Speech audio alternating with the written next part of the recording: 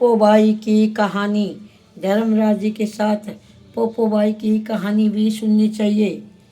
एक पोपोबाई थी, वह नियम व्रत बहुत रखती थी। एक दिन अपने भाई भाभी से बोली कि मैं शादी नहीं करूँगी, मेरी झोपड़ी गांव के बाहर बनवा दो और गांव की स्त्रियों से कहो कि आप अपनी गाय और बछड़े मेरे यहाँ घास फूस चरने को भेज दिया करो, बचा कुचा हुआ खाना मुझे भेज दिया करो। एक दिन नगर का राजा शिकार खेलने जंगल में गया। जंगल में झोपड़ी देखकर वहीं रुक गया और बोला कि मैं इस झोपड़ी में दरवाज़ा खड़खड़ाने लगा।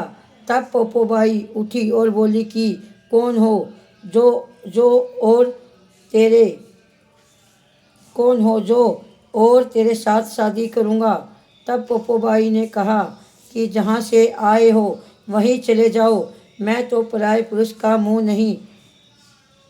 नहीं देखती। राजा जबरदस्ती पोपोबाई को उठाकर ले जाने लगा। रास्ते में पोपोबाई ने राजा को श्राप दिया कि उसका सारा राजपाट नष्ट हो जाए। जब वह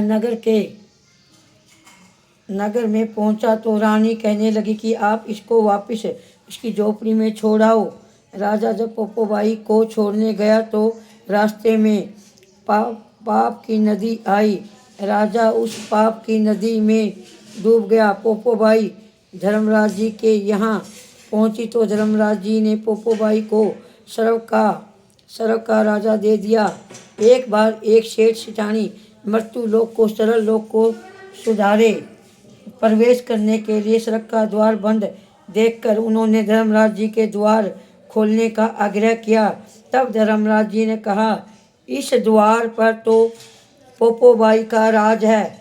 तब सेठ सेठानी ने कहा कि हम पोपोबाई को नहीं जानते।